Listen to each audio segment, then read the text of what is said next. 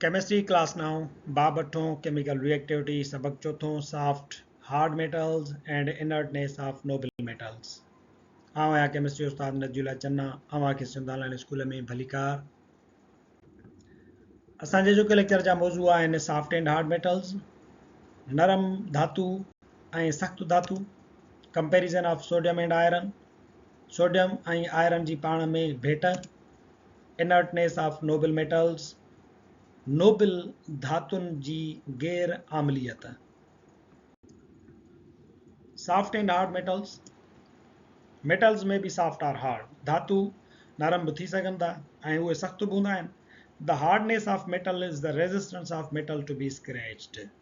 धातुअ जी सख़्ती असां हिनखे चवंदा आहियूं त उहो कंहिं बि स्क्रैच ॾांहुं केतिरो रेजिस्टेंस आहे उन ते जेकॾहिं मथां रड़ जो निशान नथो अचे त चवंदासीं उहो वधीक हार्ड आहे इट इज़ मेयर्ड इन मोह स्केल इन हार्डनेस खे असां मोह स्केल में मापींदा आहियूं the metals which are scratched easily are called soft metals अहिड़ा धातु जिन खे आसानी सां स्क्रैच अची वञे रड़ अची वञे मथां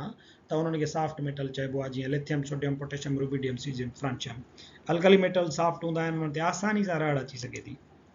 metals which show strong resistance towards scratching are called hard metals ऐं वरी अहिड़ा धातु जिन जे मथां रड़ जो निशान न अचे उन्हनि खे हार्ड मेटल सॾिबो आहे जीअं निकिल आयरन टंगस्टन ऐं ॿिया वग़ैरह वग़ैरह Soft and hard metals can be differentiated with reference to sodium and iron. सख़्त ऐं नरम धातुनि खे सोडियम ऐं आयरन जे रेफरेंस तौर ते उन्हनि में फ़र्क़ु करे सघिजे थो टेबल 8.6 में इहे फ़र्क़ु ॾिनल आहिनि मिसाल जे तौर ते सोडियम सॉफ्ट मेटल आहे ग्रुप 1 सां उनजो तालुक़ु आहे आयरन हार्ड मेटल आहे उनजो 8 बी सां तालुक़ु आहे सोडियम जी एटॉमिक साइज़ लार्ज आहे आयरन जी एटॉमिक साइज़ स्मॉलर आहे मोह स्केल ते सोडियम जो जेको मुल आहे वैल्यू आहे हार्डनेस जो उहो आहे 0.5 ऐं वरी आयरन जो आहे 4.5 तंहिंजे करे ही सख़्तु आहे it has weak metallic bonding so it is a soft metal हिन जी मेटलिक बॉन्डिंग सॉफ्ट कमज़ोर थींदी आहे हिन जे करे इहो सॉफ्ट आहे हिन जी मेटलिक बॉन्डिंग मज़बूत थींदी आहे हिन जे करे इहो हार्ड आहे हिन खे तव्हां चाकूअ सां सूफ़ वांगुरु कटे सघो था हिन खे तव्हां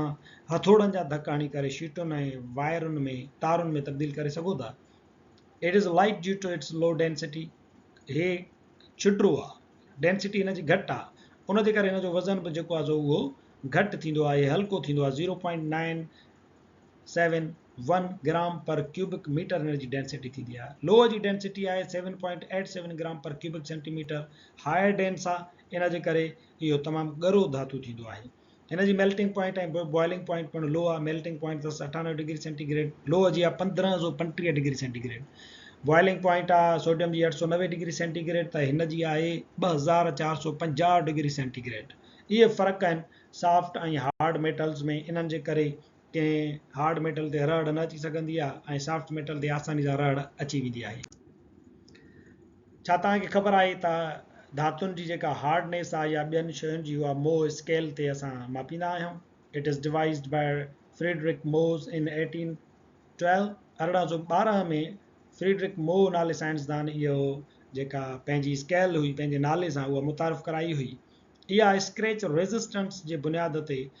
ठाही वई आहे जेकॾहिं कंहिं धातुअ ते आसानी सां स्क्रैच अची थो वञे त उनखे घटि वैल्यू मिलियल आहे उहो पहिरें नंबर ते रखियल आहे मिसाल जे तौर ते ॾिसो त लिथियम जी जेका हार्डनेस जो वैल्यू आहे उहो 0.8 आहे सोडियम जो 0.5 आहे पोटेशियम जो 0.4 आहे रुबिडियम जो 0.3 आहे निकिल जो 4 थी वियो वरी तव्हांजो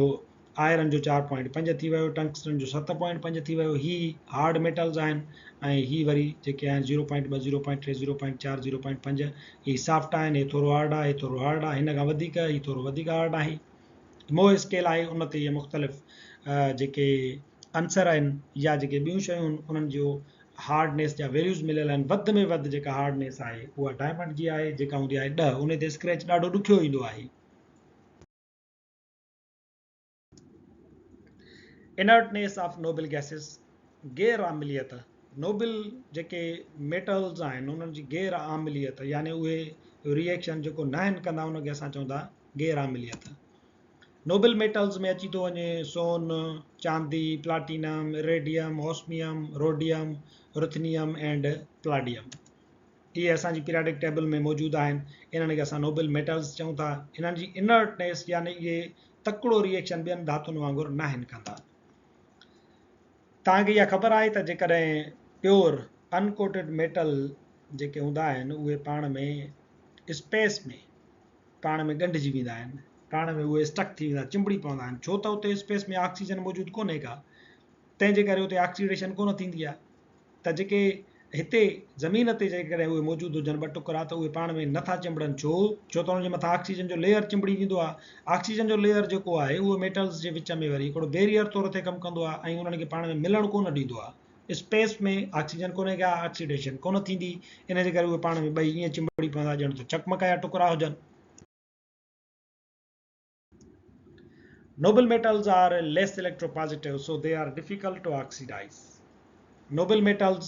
सोन, चांदी, इरेडियम वग़ैरह जेके आहिनि उहे लेस इलेक्ट्रोपॉजिटिव हूंदा आहिनि, इलेक्ट्रॉन ॾियण जे लाइ राज़ी कोन हूंदा आहिनि, तंहिंजे करे उहे ऑक्सीडाइज़ तकिड़ा नथा थी सघनि। इन जे करे उहे रिएक्शन एटमॉस्फेरिक गैसिस में न आहिनि कंदा ऐं उन्हनि खे खाद या कट पिणु कोन लॻंदी आहे।